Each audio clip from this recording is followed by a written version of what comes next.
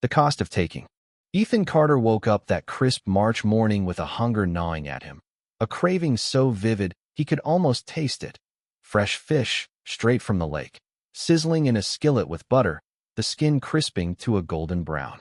He imagined the satisfaction of reeling in his own catch, the quiet pride of a meal earned by his own hands. The sun was just peeking over the horizon, painting the sky in shades of pink and gold, as he shuffled into the kitchen of his modest lakeside cabin. The coffee maker gurgled to life, filling the air with a rich, earthy aroma. Mug in hand, he stepped out onto the porch, the cool air brushing against his face, ready to start his day. But then he saw it, or rather, didn't see it. His boat was gone. His entire body stiffened, coffee sloshing slightly in his grip. He blinked, rubbed his eyes, and looked again, as if the scene might change if he willed it hard enough. The dock stretched out into the still water, empty. The rope that should have been tied to his small fishing boat dangled uselessly, swaying in the breeze, its frayed and dipping into the lake. Ethan's stomach twisted into a knot. This wasn't a case of misplacement or a loose knot. Someone had taken it. And in a town this small, with only a handful of souls scattered along the lake's edge, there was only one person bold, or foolish, enough to pull something like this. Vanessa Hargrove. The name alone made Ethan's jaw tighten. She was the kind of woman who walked through life like the world owed her a favor, a transplant from the city who'd swept into town 2 summers ago with her flashy SUV and her overpriced vacation home.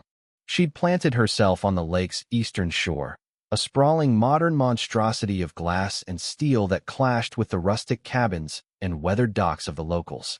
From the moment she arrived, Vanessa had treated the town like her personal playground, helping herself to whatever caught her eye without a shred of shame. Eggs from Ethan's coop, firewood from a neighbor's stack, even flowers plucked straight from old Mrs. Delaney's garden, all taken with a breezy smile and a shrug, as if ownership was a quaint suggestion she didn't need to follow. But stealing his boat? That was a new low, even for her. Ethan set his mug down on the porch railing, the steam curling up into the chilly air, and ran a hand through his dark, tousled hair. He didn't need to play detective to know where to look. Vanessa's place was less than a mile down the dirt path that wound along the lake, a trail he'd ridden 100 times on his ATV. His blood was already simmering as he grabbed his keys and headed to the shed.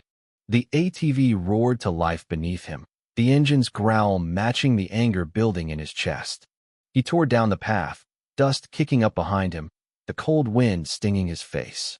As he crested the hill overlooking Vanessa's property, he spotted it immediately, his boat, bobbing out on the water, alive with laughter and movement. Vanessa lounged at the helm, her blonde hair tied back in a careless ponytail, sunglasses perched on her nose despite the overcast sky. A handful of her friends, city types with designer clothes and loud voices, sprawled across the deck, fishing rods in hand, beer cans glinting in the sunlight. They were having a damn party on his boat. Ethan killed the engine and swung off the ATV, his boots hitting the ground with a heavy thud. He shoved his hands into the pockets of his worn flannel jacket, trying to keep his temper in check as he strode toward the shore. The gravel crunched underfoot, each step fueling the slow burn of his rage. Vanessa noticed him then, her head turning lazily in his direction. She waved, a wide, oblivious grin spreading across her face, like he was some neighbor dropping by for a friendly chat. "Hey, Ethan," she called out, her voice carrying over the water. "Great boat, by the way. Super comfy." Ethan stopped at the water's edge, his hazel eyes narrowing. "Vanessa," he said, his voice low and tight, "that's my boat." She tilted her head, feigning confusion, her lips pursing into a mock pout. "Well, technically, it's just a boat, right? Does ownership really matter when it's sitting there all lonely?" His fists clenched inside his pockets. "It was sitting there because it belongs to me. You didn't ask. You just took it." Vanessa rolled her eyes, reeling in her fishing line with a dramatic flourish. "Oh, come on. It's not like you were using it right this second. Don't be selfish. Besides, you should be flattered we're giving it some action instead of letting it rot on your dock." One of her friends, a lanky guy with slicked back hair and a smirk that begged to be wiped off, raised his beer in a lazy toast. "Yeah, man, chill out. It's just a boat." Ethan took a deep breath, the crisp lake air doing little to cool the heat rising in his chest. "Vanessa, I want my boat back. Now," she sighed, loud and theatrical, as if he'd asked her to climb a mountain. "Oh, fine. But we're in the middle of fishing. I'll bring it back later." His jaw twitched. "You'll bring it back now." Vanessa waved a dismissive hand, turning her back to him. "Relax, Ethan. We'll be done in a few hours. I promise." He knew better than to trust a single word she said. She'd borrowed his eggs last week and promised to replace them, still hadn't seen a dime. He stood there, fists tight, watching as she and her crew went right back to fishing, laughing like he wasn't even there. The rage inside him shifted, slow and deliberate, from a wild blaze to something colder, sharper. He could drag her to the sheriff, but she'd wiggle out of it with some sob story. He could yell, make a scene, but that wouldn't dent her entitlement. No, if he wanted to teach Vanessa a lesson, he'd have to outsmart her. As he turned back to his ATV, an idea sparked in his mind, wicked, brilliant, and perfectly suited to the moment. A slow grin crept across his face. If Vanessa thought she could take what wasn't hers, maybe it was time she learned what happened when you cross the wrong person. That night, after Vanessa and her freeloading friends finally returned his boat, docked sloppily with a half-hearted wave, Ethan got to work. The moon hung low over the lake, casting a silver glow across the water as he hauled the boat onto shore. He grabbed his toolbox from the shed, the metal clanking softly as he set it down beside the hull. With a flashlight tucked under his arm, he began his modifications, small, precise holes drilled into the wood, just enough to let water seep in slowly, unnoticed at first. He worked methodically, each twist of the drill fueling his anticipation. When he was done, he smeared a thin layer of paint over the holes, blending them into the weathered grain. To anyone who didn't know better, like Vanessa, who never checked a damn thing unless it sparkled, the boat looked unchanged. Perfectly normal, perfectly innocent, and perfectly ready. Ethan stepped back, wiping his hands on a rag, a satisfied smirk tugging at his lips. Now all he had to do was wait. It didn't take long. The next morning, as he sipped his coffee on the porch, he overheard Vanessa's voice drifting up from the road. She was bragging to a neighbor, her tone dripping with smugness. "Ethan just leaves his stuff out in the open like an idiot," she said, laughing. "I swear, it's like he wants me to use it." Hook, line, and sinker, Ethan thought, his smirk widening. That afternoon, he made sure to drop a casual hint to a few locals down at the general store. "Heading out of town for a couple days," he said loudly, leaning against the counter as he paid for a pack of gum. "Left the boat right there on the dock. Hope it's still there when I get back." He caught the knowing glances from the cashier and old man Riley in the corner. Word would spread. Vanessa would hear it, and she'd take the bait. By the time he got home, the boat was gone again. Ethan grabbed his binoculars and settled into his rocking chair on the porch, coffee in hand, ready for the show. Sure enough, there she was, Vanessa and her posse, out on the lake, laughing and clinking their drinks like they owned the world. The boat bobbed gently, everything seemingly fine. For now. Ethan leaned back, the morning sun warming his face, and waited.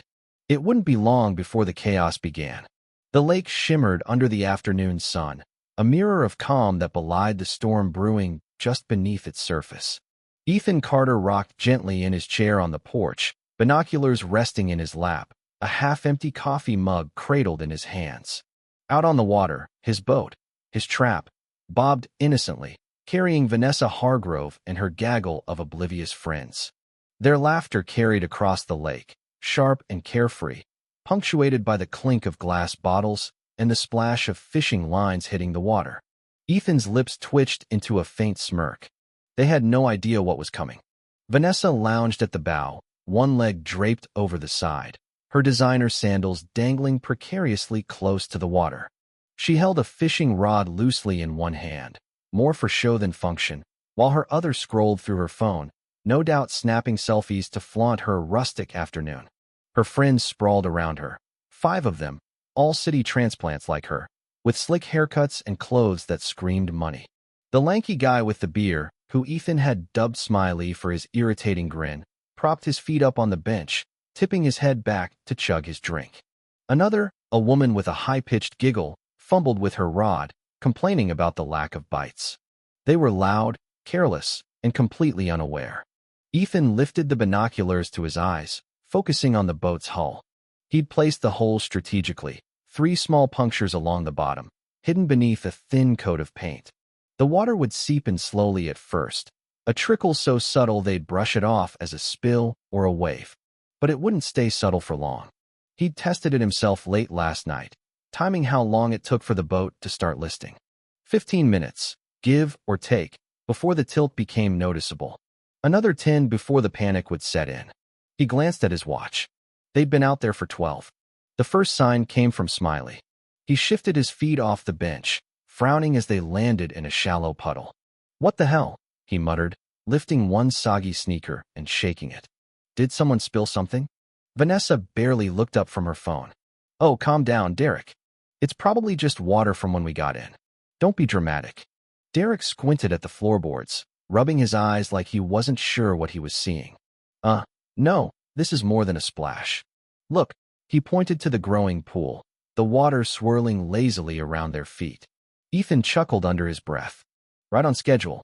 The giggling woman, Ethan didn't know her name, but her voice was already grating, leaned forward, her brows furrowing. "Guys, why is there water coming in?" Her tone was still light, curious rather than alarmed, as if it were a minor inconvenience. Vanessa waved a dismissive hand, finally setting her phone down. "It's fine, Tara. Boats get wet. It's not a big deal." But then she shifted in her seat, and her sandals splashed into the puddle. She yelped, jerking upright so fast her sunglasses nearly flew off. "What the hell?" she shrieked, lifting her feet like the water might bite her. Ethan leaned forward in his chair, the binoculars pressed tight against his eyes. "Here it comes." Derek stood, peering over the side of the boat. "I don't see anything leaking." "Wait." He paused, frowning deeper.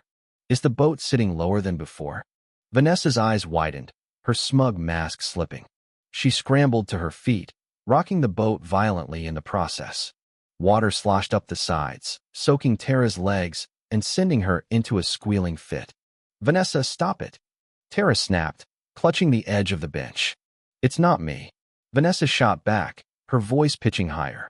She pressed her palm against the wet floor, her fingers coming away dripping. "Okay, this is not normal.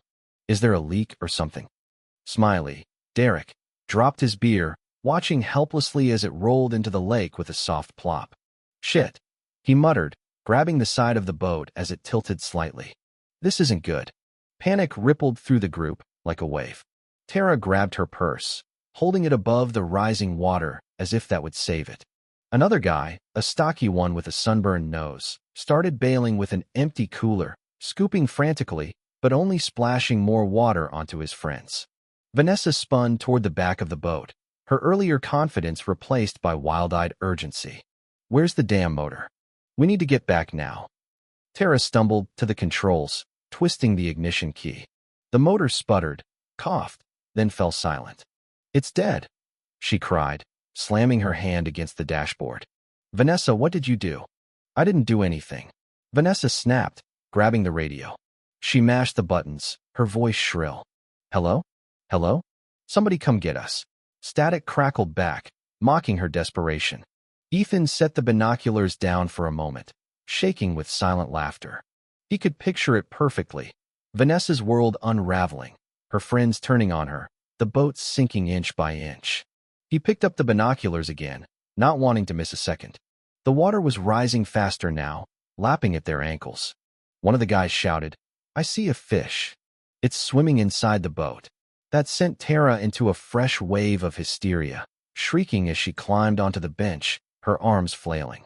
Vanessa grabbed a paddle and started splashing wildly, as if she could fight the lake itself. Derek kept bailing with the cooler, his efforts useless but frantic. "Vanessa, this is your fault," the sunburned guy yelled, clutching a floating bottle like a lifeline. "You said this was fine." "It was fine," she shouted back, her voice cracking.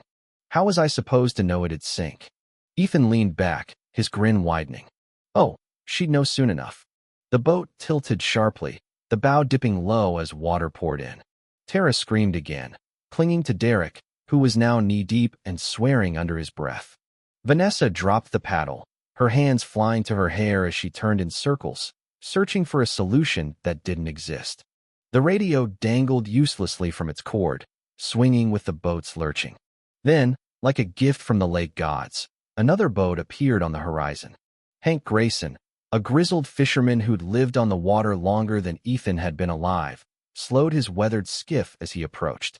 He took one look at the scene, Vanessa drenched and screaming, her friends scrambling over each other, and let out a long, low whistle. Well, Hank called out, his voice rough with amusement. What do we have here? Vanessa's head snapped up, her arms waving frantically. Help us. This stupid boat is sinking. Hank raised an eyebrow, leaning against his helm. You mean Ethan's boat? The one you borrowed? Vanessa stiffened, her mouth opening and closing like a landed fish. That's not important right now. Just get us out of here. Hank snorted but tossed a rope across, maneuvering his boat closer. One by one, they scrambled aboard, looking like drowned rats in their soggy designer clothes. Vanessa was the last, muttering curses as she climbed over the side, her sunglasses crooked and her hair plastered to her face. She turned back just in time to see Ethan's boat, her stolen prize, slip beneath the surface, bubbles rising in its wake. Ethan lowered the binoculars, his laughter spilling out loud and unrestrained. He could have watched that all day. The sun was dipping low by the time Hank's boat chugged back to shore, its bedraggled passengers spilling onto the dock like a pack of miserable puppies. Word had spread faster than wildfire through the tight-knit lake community, and a small crowd had already gathered, locals pretending to fish or tinker with their gear, though their eyes kept darting to the spectacle. Ethan strolled down from his cabin, taking his time, his boots crunching against the gravel path. He wanted to savor this. Vanessa stood at the center of the dock, arms crossed, shivering in her soaked clothes. Her sunglasses hung lopsided on her head, and her usual haughty air was dampened, literally and figuratively. Her friends milled around her, wringing out their shirts and muttering complaints. Derek kicked at a pebble, staring mournfully at his waterlogged sneakers. Tara clutched her ruined purse, whining about her phone. The sunburned guy just sat on a bench, head in his hands. Hank stepped off his boat, shaking his head with a grin. That was one for the books, he said, loud enough for the crowd to hear. Never thought I'd see a boat stolen and sunk in the same day. Vanessa whipped around, her face twisting with frustration. It wasn't my fault. That boat was defective. It was sinking before we even noticed. Ethan emerged from the path then, his hands in his pockets, a thoughtful hum escaping his lips. Defective, huh? He mused, rubbing his chin. That's funny. It was working just fine before it mysteriously disappeared off my dock. You wouldn't happen to know how that happened, would you, Vanessa? Her jaw clenched, her eyes narrowing as she faced him. Oh, don't play innocent, Ethan. You knew I was going to use the boat. Why would you leave it out if you didn't want me to borrow it? He raised an eyebrow, stepping closer. Borrow? That's an interesting word choice. Most people call it stealing when you take something without permission. She scoffed, flipping her wet hair over her shoulder, a futile gesture that only made her look more ridiculous. Oh, come on. It was just a boat. You weren't even using it. It's not like I was going to keep it forever. Ethan let out a low chuckle, the sound carrying a dangerous edge. Well, you sure weren't going to return it in the same condition, either. A few locals snickered, and Vanessa's face flushed a deep red, rivaling the sunset. She turned to Hank, desperation creeping into her voice. You saw it. The boat was taking on water. That's not my fault. Hank smirked, crossing his arms. Oh, I saw plenty. Saw a bunch of folks having a grand old time on a boat they had no business being on. Then I saw that same bunch freaking out when they realized they weren't as clever as they thought. Vanessa's lips pressed into a thin line, her frustration boiling over. This is ridiculous. I could have drowned out there.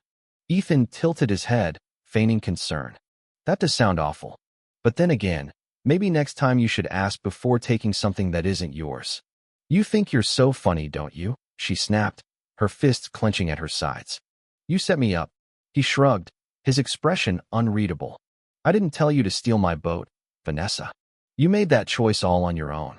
She opened her mouth, ready to fire back, but another voice cut through the crowd. This isn't the first time she's helped herself to other people's stuff. Heads turned toward Bill Hensley, an older man with a weathered face and a no-nonsense stare. He stepped forward, leaning on his cane. Last month, she was on my property picking apples like she owned the trees. When I confronted her, she said she was just sampling them. Nancy Wheeler, a wiry woman who ran the bait shop, piped up next. She took my firewood. Said she thought it was community wood because it was stacked near the road. A murmur rippled through the crowd, voices overlapping with shared grievances. She took my tomatoes last summer, borrowed my shovel and never brought it back. Tried to walk off with my dog's leash once, said it looked abandoned. Vanessa turned in a slow circle, her expression flickering between anger and unease. She forced a laugh, but it came out weak, hollow. Oh, come on. You all can't seriously be mad over little things like that. The crowd's silence was deafening. Ethan crossed his arms, his voice calm but firm. Sounds to me like people are tired of your borrowing, Vanessa. Her eyes darted around, searching for an escape, but no one stepped forward to defend her, not even her waterlogged friends, who looked like they'd rather be anywhere else. She scoffed again, louder this time. Whatever. You people are so dramatic. It's just a stupid boat. Ethan took a slow step forward, his gaze steady. Right? And if it's just a stupid boat, then you won't mind paying for it. She froze. What? He pulled a folded piece of paper from his pocket and held it up. Since you're so confused about how ownership works, let me make it simple. That boat wasn't yours. You took it without permission, and now it's at the bottom of the lake. So unless you want me to press charges for theft, you're going to reimburse me for the full cost of replacing it. Vanessa's eyes widened, her voice rising. You can't be serious. Oh, I'm dead serious, Ethan said, his tone unwavering. But if you'd rather deal with the sheriff, I can call him right now. Her mouth opened and closed, no sound coming out. She glanced around, but her friends avoided her gaze, and the locals watched with quiet satisfaction. Finally, she let out a strangled sigh. Fine. How much? Ethan unfolded the paper and read the amount. A fair price, but not cheap. Vanessa paled but didn't argue. She knew she was cornered. With a mumbled promise to pay, she turned and stormed off, her soaked clothes clinging to her as she stomped toward her house. The crowd dispersed slowly, murmurs of amusement trailing behind them. Ethan exhaled, a quiet satisfaction settling over him. The boat was gone, but it had been worth it. That evening, Ethan sat by the lake, a cold beer in hand, the water stretching out before him in peaceful stillness. The sun had dipped below the horizon, leaving the sky awash in deep blues and purples, the first stars blinking into view. The chaos of the day had faded, replaced by the soft lapping of waves and the distant call of a loon. No stolen boat, no entitled trespassers, just the quiet he'd fought to reclaim. He took a slow sip, leaning back in his chair, and let his mind wander. He'd spent years on this lake, carving out a life from its shores. The boat hadn't been fancy, just a sturdy little skiff he'd built with his dad decades ago, but it was his. Vanessa hadn't just taken a thing. She'd taken a piece of that history, that pride, without a second thought. He'd tried reasoning with people like her before, tried talking, tried patience, but some folks only learned when the lesson hit them where it hurt. The story of Vanessa's sinking adventure had spread like wildfire. By noon tomorrow, every soul within 10 miles would know how she'd borrowed his boat and ended up flailing in the lake, her arrogance washed away with the wreckage. She'd avoid his property now, he was sure of it. The look on her face as she'd stormed off, dripping and defeated, told him she'd think twice before crossing him again. Ethan smiled to himself, the beer bottle cool against his lips. Some victories didn't need fanfare. The quiet was enough. Years ago, when Ethan was a kid, the lake had been his whole world. He'd spent summers with his dad, hammering nails into that boat, sanding the hull until his hands ached. A man's got to have something he can rely on, his dad used to say, wiping sweat from his brow. That boat had carried them through countless fishing trips, through storms and still days alike. When his dad passed, it became more than a vessel. It became a tether to those memories. Vanessa didn't see that. To her, it was just another toy to snatch up, like the eggs she'd swiped or the firewood she'd claimed. She'd rolled into town with her money and her attitude, assuming everything was hers for the taking. Ethan had tolerated it longer than he should have. gritted his teeth through her smirks and excuses, but the boat was the line she shouldn't have crossed. From her side, Vanessa didn't see it as stealing. She'd grown up in a world where wanting something meant having it. Consequences were for other people. The lake house was her escape, a place to play at being rugged while sipping wine on her deck. Ethan was just the gruff local, too stubborn to share. When she'd taken the boat, it wasn't theft in her mind. It was borrowing, a harmless perk of her charmed life. The sinking, though? That was a shock she couldn't spin. In the days that followed, Ethan used her payment to start rebuilding. He didn't rush, took his time picking out the wood, shaping it with care. Vanessa's house grew quieter, her friends drifting away, her reputation tarnished. The lake settled back into its rhythm, and Ethan found peace in the work, in the water, in the lesson she'd never forget.